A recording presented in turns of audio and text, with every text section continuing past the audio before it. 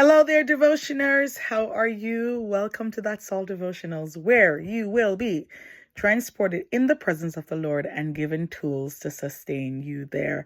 Welcome, and I'm so delighted that you're here, and I hope that you are doing extremely well.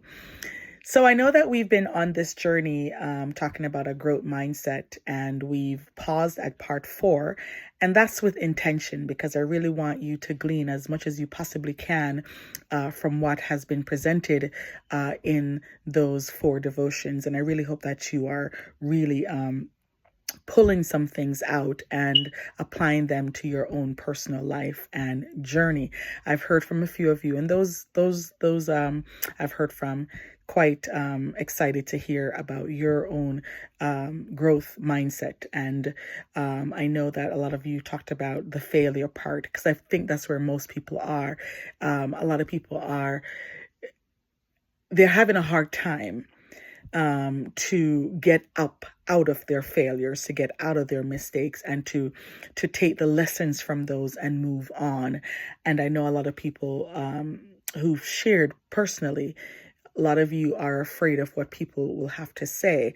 And I have come to the determination that, and I've come to accept also that people are always going to have something to say. Whether you do good, they're going to say something. If you do bad, they're going to do something. So I just say, do what God has called you to do, and leave it up to Him. But I want to share something with you. I'm pausing, and I'm going to insert this devotion here to share with you a little bit more about my own mindset, how I'm able to do certain things. I think at this point, without really concerned or worried about others and what they have to say. This is just where I am. It's not perfect, but I'm not waiting for perfection to start or to continue. I just believe in making progress. So I want to share something with you that that motivates me, that influences me, that gives me the drive to do some of the things that I do. And I want to share a little bit of that with you, and I hope that is all right. Okay. So I've always loved sports. I love sports. I know it doesn't look like it, right? But I love sports, and I am always deeply captivated by competition and the passion and the preparation and the perseverance that athletes they show up with. It's just something that's incredible. It's marvelous to me. I love team sports like netball. Like I played a little bit of netball when I was in high school. I was a goal shooter. I was taller, and so I used to play a little bit of netball. I love basketball. I love soccer, and I love relay races as well. Like those are some of the highlights of competition for me, especially in the Olympics. But I especially love individual sports, so like tennis, track and field, swimming, diving, because there's no one to pass the ball to in those cases. It's just that person. It's just you, the preparation, the mindset, and for it's just your moment. And so I love individual sports. And what I've learned over time is that what I learned through sports, especially through individual sports, is that one's greatest asset is not just their physical strength, but it's about their mental toughness. And I've learned a long time ago, and by a long time ago, not too long ago, but a good while now, I learned a long time ago through scripture that we are in a race. All of us are in a race. It's your own race. I mean, granted, as Christians, we are, we come to church together. and we're endeavoring to grow together. We're endeavoring to look out for each other and to nurture each other and to build up each other and to hold each other by the hand and accountable and all that kind of jazz. But at the end of it, at the substratum of it, we are all in an individual race. And so from scripture, I learned that this walk is almost like a sports, if you will, but it's individual. Though there are other people around us, though there is an arena of those who have gone before us cheering for us, we are in this race to win it. Each and every one of us. It's individual on many, many levels. And so once I learned this from scripture, I tend to apply this to my own life. I will encourage, I will lift, I will motivate, I will inspire. But at the same time, one of the reasons why I do devotions the way I do and the way that I call you to action is because at the end of the day, you have to do something. That this is your arena. This is what you are called to accomplish, right? So just like those who are in individual sports, they have a coach, they have like a psychotherapist, they have they go through these trainings. They go through so many different things to get them well physically and also mentally. The same thing with our walk with God. We're in this individual race, and so church is there, Bible studies there, devotions is here, different things, music, things that will help us, meditation. So it's I likened it to a sports.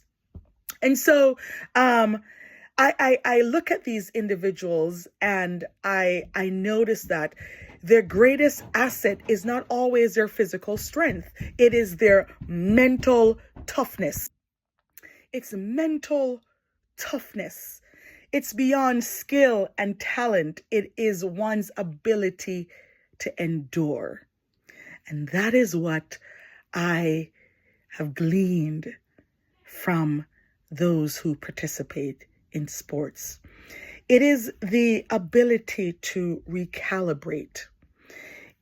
I look at them and it's their ability to study their opponent. It is to stay in the game even when they are down, especially in tennis, when they lost a set, it's that idea to come back.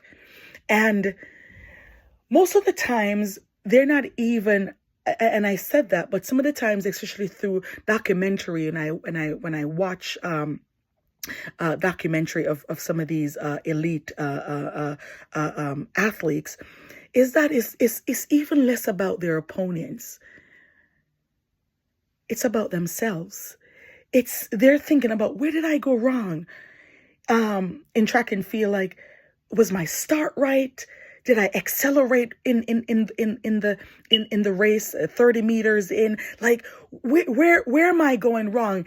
Hardly you will see those of those high caliber athletes looking at their components. They're always trying to measure themselves by what they did last and where they could fix things. And it's always fascinating to me. Yeah, they know that they have competition. They know that. They're fully aware of that. That's why they're in the blocks. That's why they're matched with certain individuals. But they're almost less concerned about their opponents. They're wondering about themselves. Where did I go wrong here? And that always drives me. It's their mental toughness and their ability to reset when they're down.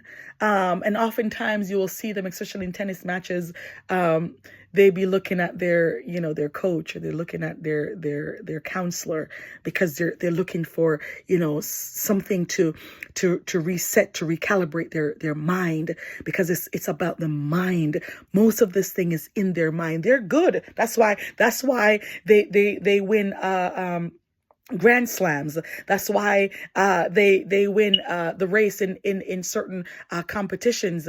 it's not about their gift or their talent. It's about the mental toughness. But they go at it in such a way that they don't let their opponents get to them or the noise from the crowd get to them. They have this inner drive. That's what I'm calling you to. You have to get your mind tough. You got to toughen up. You got to see beyond your opponent. You got to see within yourself. So the best athletes in the world, they know this. Serena Williams, I mean, she was just awesome. I love Pete Sampras back in the day. I love Andre Agassi from back in the day. Like those people for me, I watch how they play. Venus Williams. I mean, Maria in tennis. Jovic, Novik.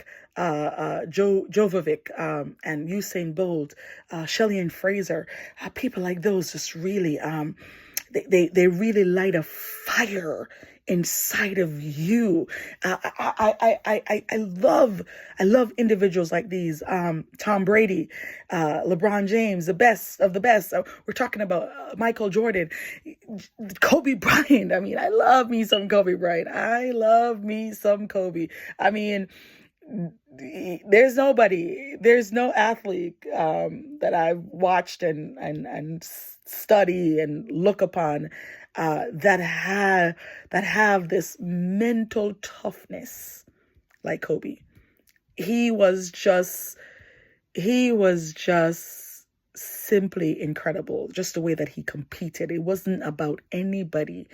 He just had this will to win, and he was going to do whatever it took individually for him to win. So he will be warming up long before the game, right? He will be in the gym hours before the game because he believed that in his practice, it's like he's playing the game. So when he shows up at game time, he's already equipped. He's already ran through thousands of plays before it shows up. I mean, what can you say? It's nothing short of spectacular to me. And so the best of players, they know this. They don't just win because of technique. They win because of mindset. Somebody say mindset. Because they have this unshakable belief in their ability to rise above all the obstacles. Again, all the noise, everything, even sometimes the voice within, they're able to rise above that and come out on top. One of the what's his name? Oh my goodness. Rafael Nadal. Oh my God. I mean, another just spectacular player. Like, he will be down a set, but listen, that's the reason why he's number one. That's the reason why he's on top, because when he's down a set, he keeps his composure. You know, he doesn't get too flustered, and he says, all right. It's like I can tell that he's talking to himself, like, all right. Let me tweak this. Let me fix this. And then, man, all of a sudden he's serving, man. The ball is going like 80 miles per hour. You're like, dude, where you get this strength from? Where's this energy coming from? Like, he's serving and he's hardly running back and forth. If you notice him, he's poised. And that's why he's won so many Grand Slam. Well, but then he's just crazy. Serena was able to do that as well. Poise, just like I see Coco come in. I mean, it's just amazing to me. Just amazing to me. I see Shelley and Fraser. I mean, as old as she is now, like, she's not worried about those youngins in the block. She's like, listen, I am going out to compete, right? Win, lose, or draw. I am giving this my best. Good luck to those who are in the blocks, but I'm out here to win. The mindset of a champion. I love it. And so you recognize that all these individuals that I've talking about, they've lost before. They haven't always won. They've lost before, but they remain under they've been underestimated before. They've lost before, but they come under this determination, this will, this drive, this passion that says, hey, I won't stay down. I'm not going to stay down. I'm going to rise. And so when the moment arrives, they will dig deep. They will go deeper than the average person. And that's what makes them champion. I love it. I remember this documentary that I was watching. Was a low ranked tennis player, and he said he went into the match knowing that he wouldn't win, but he just wanted the experience of playing with like a Nadal, a Serena. But at this particular individual he was talking about was playing against Jovic. He went in knowing that he wouldn't win. He just knew that he was going to be on the grass with Novik. I mean, who's also an elite player, like won so many Grand Slams. Just Roger Federer, like those guys, just like incredible. And it really struck me. And not because he was honest, but it revealed that there was this quiet resignation that many of us adapt in our lives. Sometimes we don't even enter the race to win. We just show up to say that we were there. I show up to church because it's Sunday, but I'm not really going for an encounter. I'm not really trying to have a God moment, a God experience. I'm just there because I'm going to reserve this to the elites. Some of us think like that. I'm just going to let, sister so-and-so and brother so-and-so just be used by God, and I'm just going to be there. I'm going to let the Spirit of God just pass by because, and some of us do this. Some of us do this. We just want to say, I was at church. I was at this conference. I was at this revival.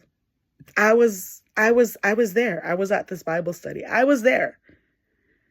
But there's no real excitement. There's no real desire to have an encounter with God. And when he said that, it struck me. And I couldn't help but parallel it to how some of us show up for church, how some of us show up in our walks with God. I'm just doing this. I'm just reading my Bible because I want to check it off.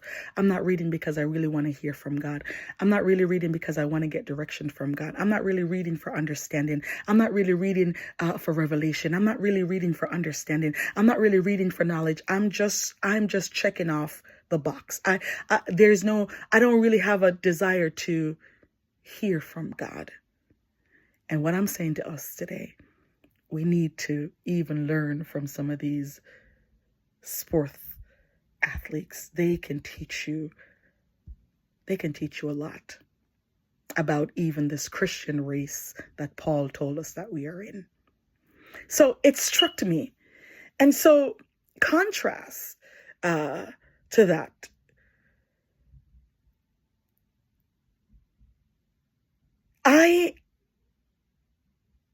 I say to myself, I may not be the best, but I say to myself, I'm capable of winning. That's the difference. I don't count myself out at all. Contrast to what this guy said. Well, I'm just showing up because I'm going to be playing with this person. No. I've said it before in our last devotion. How I go about things, like there are other people who are 10 times brighter, 10 times better, 10 times, 100 times, 1,000 times. But what I notice with some of those people is that they don't have a determination. They're talented, they're gifted, but they don't have grit. They don't have a will to win. And you see it many times that some of the people who rise to the top rather, you're like, huh? But then when you look closer, you will see the work that they put in, the discipline, the mannerism. Again, the mental fortitude that they've developed over time. You're like, wow, you have to show respect to people like those. People who didn't just rely on, they work at it. You can't help but admire people like those. I admire people like those who just didn't rely on, well, I have some talent, I have some skill. They're like, you know what? I'm going to work this. I'm going to develop this. I'm going to put in the hours. I'm going to discipline myself to get this done. And you see those people just in the last 10 meters of the race, man. It's like something just, it's like something just, I don't know, just got a hold of them, and you can see them push a little bit, and then they lean in. Sometimes if you even watch track and field like I do, sometimes it's by like 4 seconds. 1 second in the Olympics the other day. 1 second. Somebody was etched out by, because they just said, I'm gonna win. And I tell you, and these things keep you at the edge of your seat, and you're watching. You know, even in the NBA finals, the series, you know, the team was down. I mean, they eventually lost the finals. I know why they lost the finals, but they weren't leading the entire game. They weren't leading the entire game. And the clock was down to 0.1 second. And the ball went in. That's I tell people,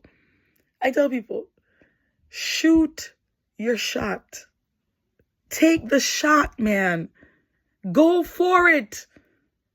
Don't listen, it ain't over until God says it's over. That's the mindset that I live by.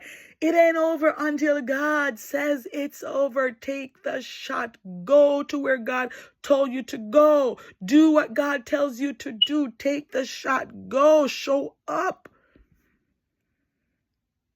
And God will take care of the rest. And that ball went in, and they won the game. They won the game with 0.1 seconds left on the clock. Man, I mean, the place erupted, obviously.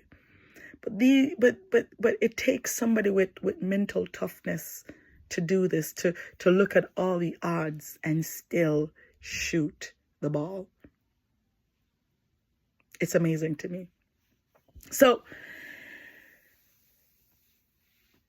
I say this all the time. I may not be the best, and it's believe you me, it's not looking down on myself, it's not counting myself out, but I say that, listen, I'm capable of doing this. I'm capable of doing this. I'm going to try. One thing I'm going to do, I'm going to try. I'm going to try, and I'm going to try hard.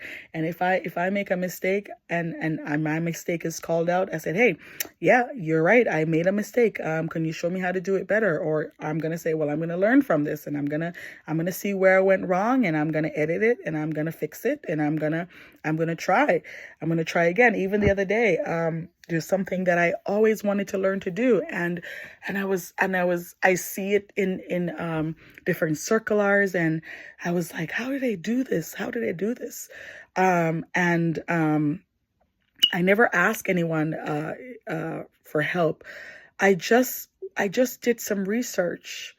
I'm learning how to research, and so I use a skill that I'm learning right now to write academically and to get academic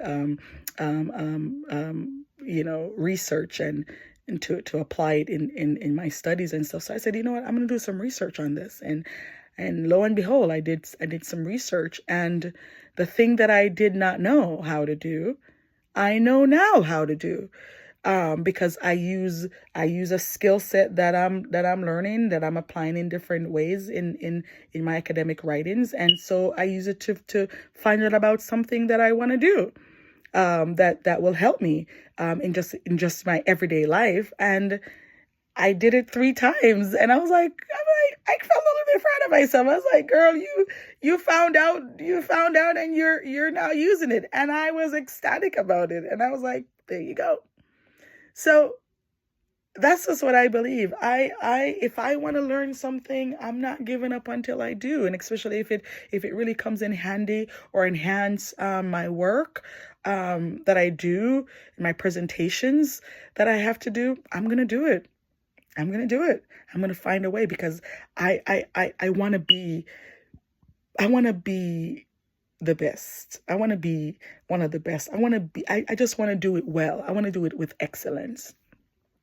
And so when I look at these individuals, who says, I may not be ranked number one, I hear players say this all the time, but I'm gonna win. I'm gonna win. I'm gonna win. They enter the court, the track, the pool, the field, believing that they can defy the odds. And that is what I call tenacity. That's what I call grit, is just this determination to win. For those of you who watch tennis, the highest time in tennis is not just the Grand Slams, it's Wimbledon. And if you ever look when they are showing, in the crowds, you will see etched in the wall at Wimbledon the slogan that says, "Victory belongs to the tenacious." And that statement has always resonated with me. That most players are coming in, Serena, Federer, Nadal, Jovic. Right now, Carlos is playing at a great level. I mean, dude is undefeated, I believe, right now. Coco, Naomi, like all of them just playing just well. And you look etched in that wall there. Victory belongs to the tenacious. And it does something to me every time I see it. Because on the court, because sometimes those tennis players, they're playing like 4 hours. 4 hours of basketball is 48 minutes, right? Track and field, they're done in like 10 seconds, 11, 15 seconds for most people who come in later on. But the average Usain Bolt, what his record is, what, 9 point something, 5.8, I believe. I mean, nobody has touched or come close to that yet. So under like 10 seconds, but they're out there grinding for 4 hours. 4 hours. It takes tenacity. It takes tenacity to become a victor. No wonder their slogan says, "Victory belongs to the tenacious." And you may be asking, and I'm gonna do this. You may say, "What does tenacity mean?" I'm gonna tell you what it means. Let me tell you what it means. Right? It's the quality or fact of being able to grip something firmly. It's a quality of being tenacious, persistent, determined, especially when faced with difficulty. They said it's a character trait often associated with the ability to persevere and not give up easily on your goals. So when they're out there grinding set by set, right? It takes tenacity. And when that ball When that ball goes in the inside and the opponent is not able to run after that ball and put it back over the net, and you see them fall on the ground and drop the racket, you're like, woo! It's like a moment of relief. And I was telling my son, you'll notice like most tennis players, when I see Kobe Bryant do it too, but most tennis players, whenever they win a set, they're like they do this, they grab their fists and they like, yeah, I did this. But that's what being tenacious is all about. Victory belongs to the tenacious. Victory belongs to someone who does not give up. It's set by set. It's set by set. And Nadal has been the one who I've seen in recent tennis history. He just has this grit about him. Like he doesn't give up even when he's down a set, or he I can see him. I can see his mindset just like saying, it ain't over. It ain't over. It ain't over. And he comes back. And again, that's why he's who he is. Victory is not given to the popular nor the privileged, not even to the most talented, but it's the one who persists, the one who presses, the one who perseveres. I love an underdog. I really do. I root for the underdogs all the time. Usain Bolt once said, I don't think limits. I don't think limits.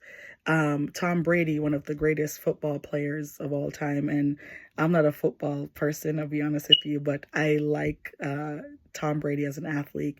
And I remember he said it in a documentary that he had one time, and he said, if you're going to play against me, you have to be willing to die, because he already died to himself. And it may sound like arrogance to you, but I call that focus.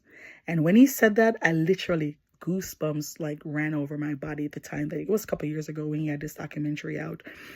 It sent something up my spine. He said, if you plan on competing against me, you have to be willing to die, because he already died to himself. He in essence, he's saying, I've given everything that I've got to this game. He's focused. He's focused. That means he's coming in with this desire, with this drive to win. He's put everything that he has on the line. That's why he's the greatest. Ooh. So I pull from some of these people when it comes to my Christian walk, when it comes on to my devotion, when it comes on to my goal setting, when it comes on to the things that I want to achieve. I pull from individuals like these, right? And I watch them. They're created in the image of God as well. And you wonder why some people have it and some people don't. Sometimes I don't think that, sometimes, let me not say that. I just think that some people really take their craft, really take what God has given them, their God-given ability, seriously than others. I just really feel like that. I just feel like some people take it very, very seriously. I believe that some people truly believe that one day I am going to stand before God and give an account. I just truly believe that. That's why they go at it and they give it their best. And I believe that. I believe with all of my heart, wholeheartedly believe that I am going to stand before God one day, and I am going to have to give an account for what I did and what I didn't do. And I take that seriously. I take it seriously. I told you in the past, you can't beat me up like I can beat myself up. When I make a mistake, listen, I go after myself. I go after myself like a lion chasing deer. You hear me tell you? I go after myself and I beat myself up and I will ask myself, why did you do that? You knew better. Why did you say that? Why did you act like that? I go after myself, right? And it's not about, wanting to be, Miss Goody Two Shoe. No, I just believe that I have to hold myself accountable, that I have to hold myself to a higher standard. And it's no standard that anybody put on me. It's just because I just believe in my heart that God expects better from me. That's what I believe. I believe my daddy expects better from me. And yes, he gives me grace. And yes, he gives me mercy. But I'm not going to use up grace and use up mercy and not be accountable to myself and not be accountable for my action. I don't believe that. I don't believe that. I don't take it easy on myself. I really, really don't. Right? And before you can tell me that I did wrong, listen, I already know that I did it. And I go after myself. Like I said, like a hungry lion going after deer. You hear me tell you? And I just live like that. I just live like that. I try to keep myself together. I really try to keep myself to get my mind together. The way that I talk together, the way that I talk about myself. I really, really, really do. Right? And so I tend to believe I'm disciplined, and I tend to believe that I'm focused. Like I go after it. I really go after it. And so this is what I believe that's missing from our Christian circle, right? Is that there's so many of us walking around. Listen, when I say walking around with God-given gifts, some of them undiscovered, underdeveloped, unused, and we treat our calling like that tennis player that I talked to you about. I just want to be on the same court. I just want to be in the lineup with Usain Bolt, but I don't think I'm going to win. We think, maybe one day I'll write the book. Maybe one day I'll open the business. Maybe one day I'll apply for the position. Maybe one day, I'll record the song. Maybe one day I'll write the song. Maybe one day I'll play this. Maybe one day, I'll whatever it is. Maybe one day. I did a short one time. It could either be one day or day one. You choose. Just the words in reverse. One day or day one. Start today. Make today be day one. And that is the mindset of a champion. That's it. They don't always feel like getting up to go work out. They don't always feel like eating healthily. They don't always feel, they don't. They don't feel like going training. I mean, Usain Bolt talk about it all the time. The hot Jamaican sun. What? They don't always feel like it. But guess what? You got to do it. You got to do it. And now he's living his life because he put in the work. I mean, 3 consecutive Olympic champions. I mean, dude, that's nothing short of amazing to me. You don't have words to describe that kind of thing. Now every time I see on NBA sports or NBA Olympics and all these different things, things like that, it's a moment in history when Usain Bolt, did this, or so Usain Bolt, set the world record. I mean, and nobody has touched that yet. He's unstoppable, even though he's retired. He's still unstoppable. And so this is what we do. We have to apply ourselves. We have to put in the work. We feel like God gives us these things and he's gonna come do the work for us. No. Victory doesn't belong to the maybes. Victory belongs to the tenacious. We have to get up and we have to do something with ourselves. It may not be, the best at first, but at least try. Keep trying. Look at the first one. All right, where can I improve? Look at the second one. Where can I improve? And just keep improving until it becomes you know. So I look at Paul. Paul didn't say that life in Christ was a walk in the park. He said it was a race. And in 1 Corinthians 9, verse 24, he says, "Do you not know that in the race all the runners run, but only one gets the prize? Run in such a way as to get the prize." He's saying, run to win. All of us are in this race as Christians. Run to win. Go for your crown. There is a crown that's awaiting you. Go for your crown. Don't jog. Don't stroll. Run like your life depends on it, because it does. Because there's coming a day, just like how Usain Bolt is in the secular life. I mean, he's resting right now. He's just chilling right now. Because why? He put in the work. And there's coming a day as believers that we are going to rest from all our toiling. We're going to rest. We're going to walk on streets of gold. You gotta run this race knowing that a day like this awaits us. Look at them that's in retirement. I mean, they put in the work. See Magic Johnson, on his yacht in Saint-Tropez, just exercising on. I mean, dude, why? Because he put in the work. This is their side of heaven, but I'm telling us as believers, we have a glorious day that awaits us. Do you see what I'm trying to say to you? We love quoting this scripture. I can do all things through Christ who strengthens me. Philippians 4:13. But the verse, I tell people that I mentor, that I talk with, that the verse is not going to activate itself.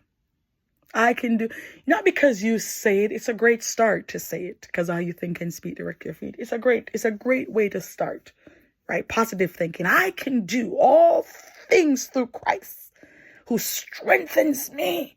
And the church says amen. And the church erupts, and there's a praise break. But the word won't activate itself after you walk through those doors. And this is where I've come in Christendom. I'm all for a shout. I'm all for a good time. I am all for it. But then I sit down after all of that and I say, how am I going to apply this word to my life? Where is this applicable in my walk right now? Where can I insert this word in my devotion? Where can I insert this? Where is this applicable in my life right now? So after the shout, after the praise break, after all of that, I'm thinking, where? And I get it done, because I realize the praise break ain't going to activate the word.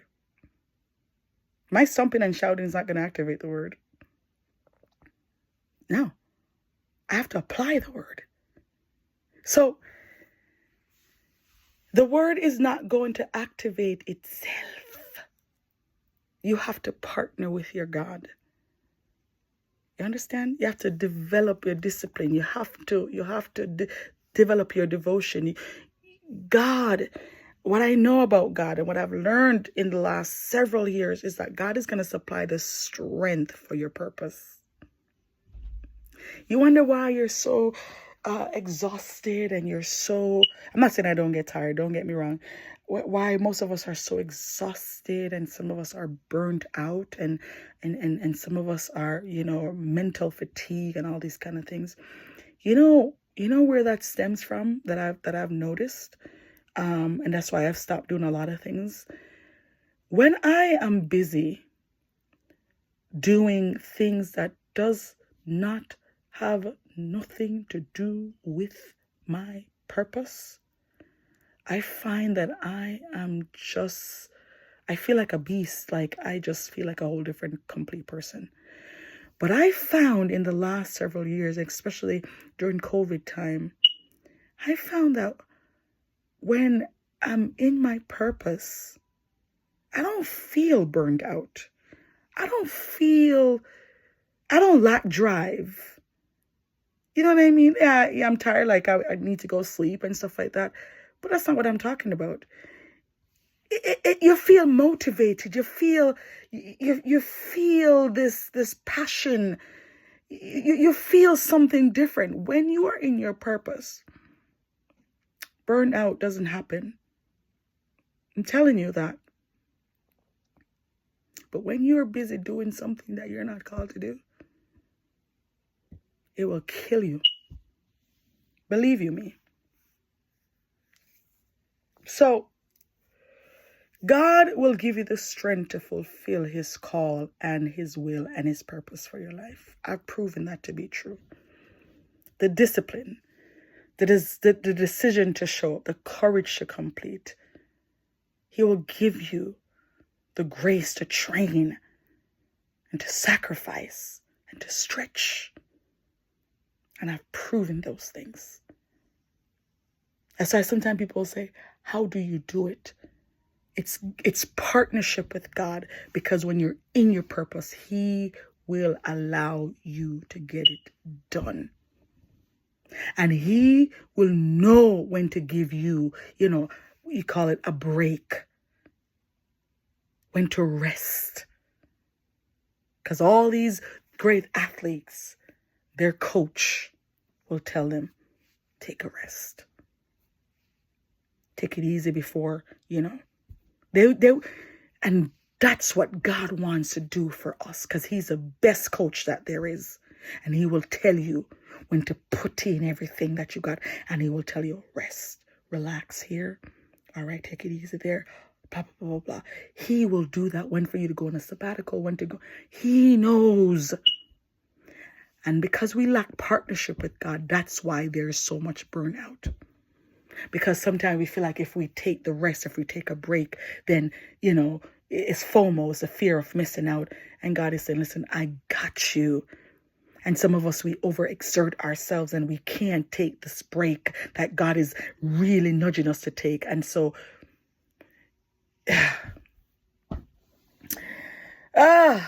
even Jesus in his earthly ministry, he taught us how to rest.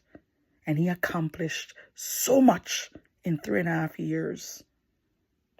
He set the way. He paved the way. The disciples didn't have to go scurrying and wondering what to do. And they knew what to do, because why? Why? He left a blueprint. He left a manual with them. And so they picked up where he left off. And even in his 3.5 years, he knew where to find rest. He knew where to meditate. He knew, because he was in partnership and he was in his purpose. It's amazing to me. When you really look at, when you really begin to study deep, you begin to wonder. I said, my God, you know what? The Bible says, and the Bible cannot lie. He said, the children of darkness are much wiser than the children of light. They take our stuff and they apply it. And we are over here scrambling. Because why? Even Jesus, he was deliberate in the things that he did. He did things that were aligned with his purpose. That's why he tell the devil, get thee behind me. You're not going to let me do nothing outside of my purpose. Get away from here. Back up. And so sometimes the need to say no is necessary.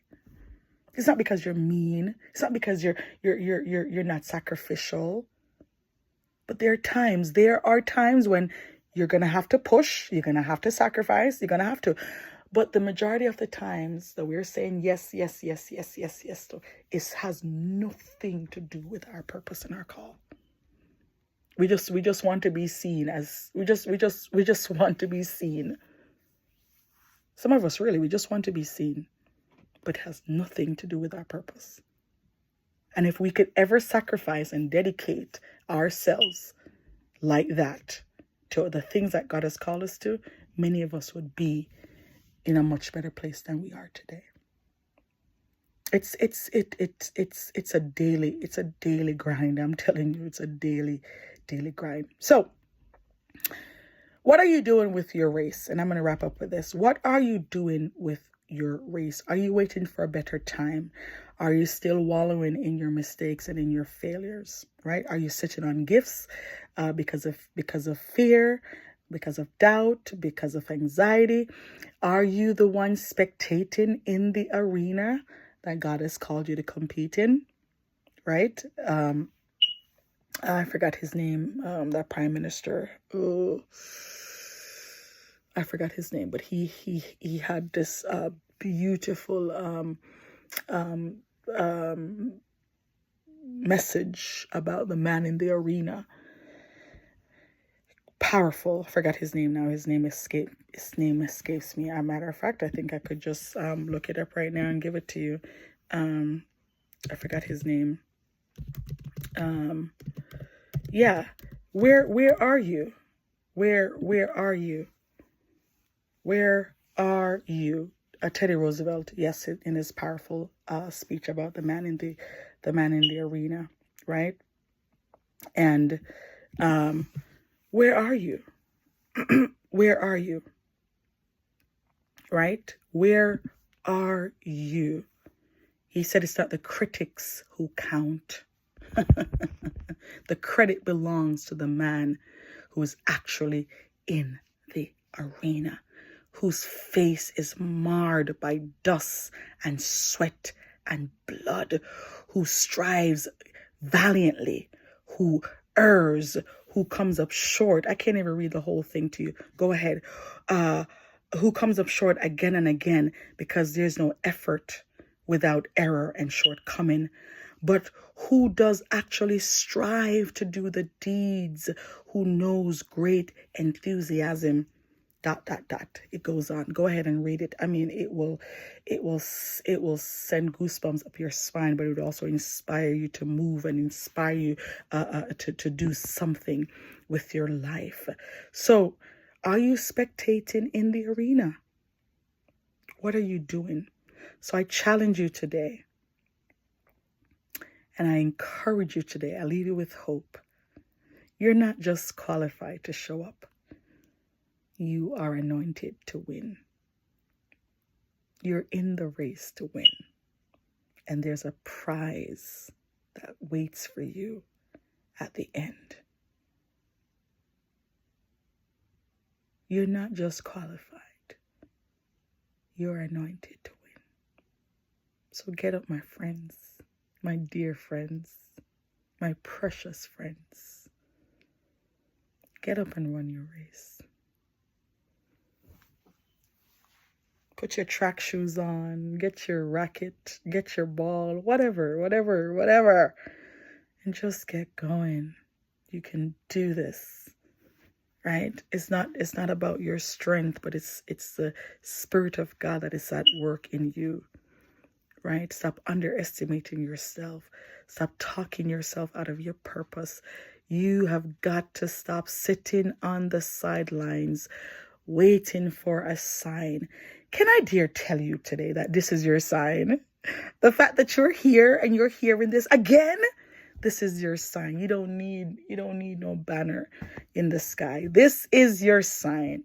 God has given you a gift, and the world needs it. And this is proof that you are meant to use it. You don't have to be the best. You just have to be tenacious. One who does not quit.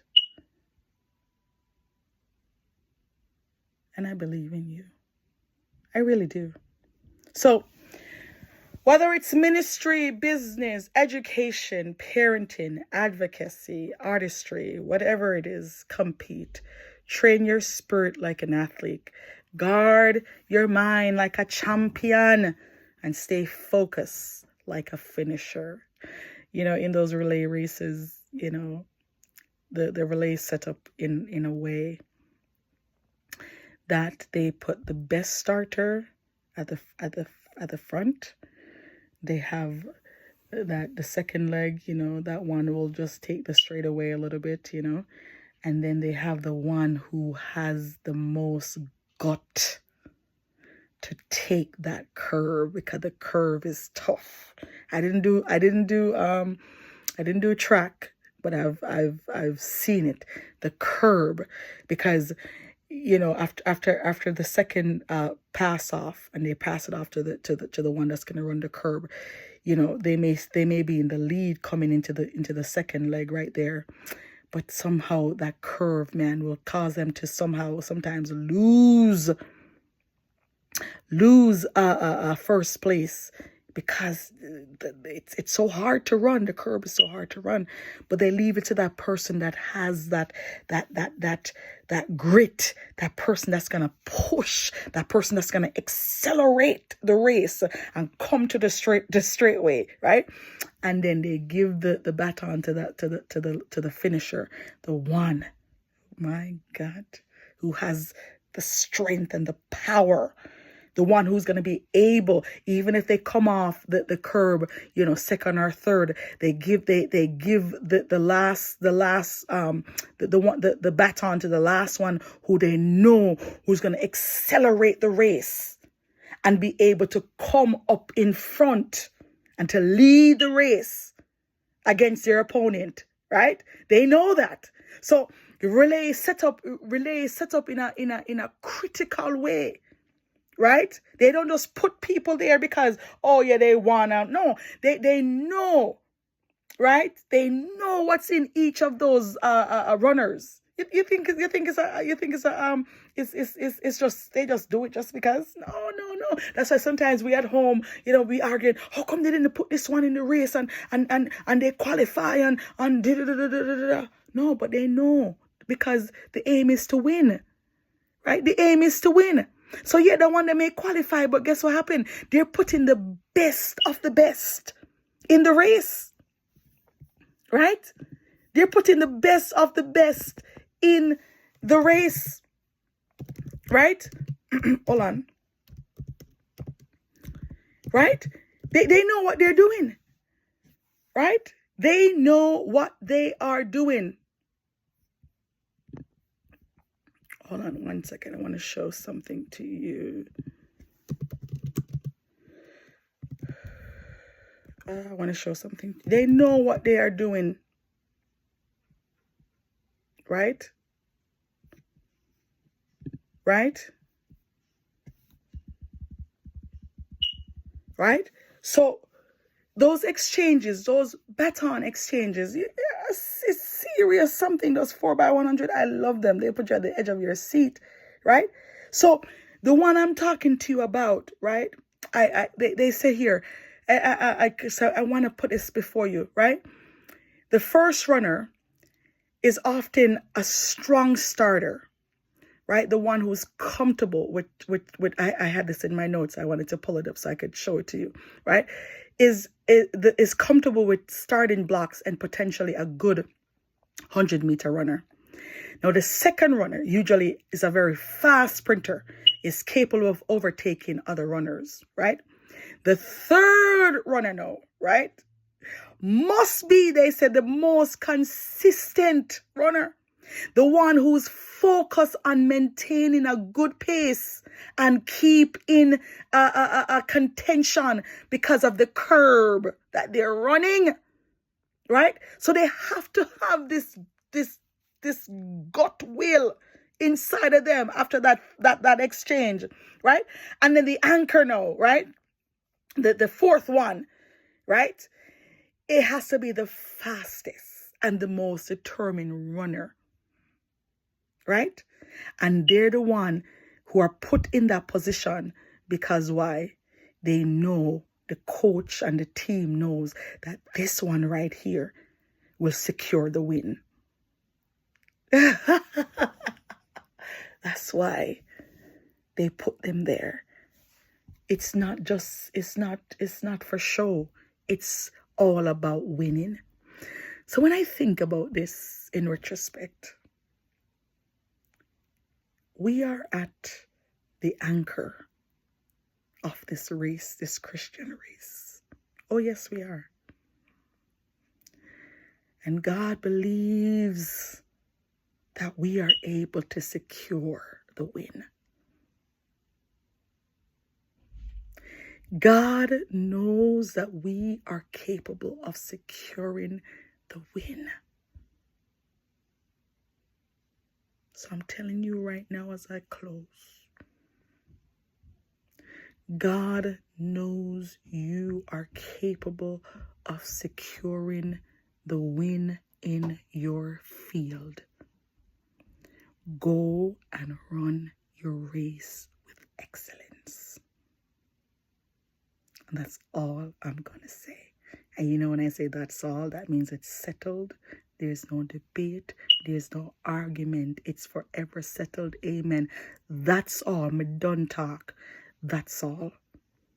You are capable of securing the win in your given field, whatever it is. Whatever it is, go do it and do it excellently and make your God proud. Talk soon. God bless you, keep you, cause his great face to shine upon you. May he be gracious unto you, grant you peace, the peace that passes all understanding. Talk to you soon. Part 5 is loading. But let this really challenge you. We're going somewhere. Growth mindset.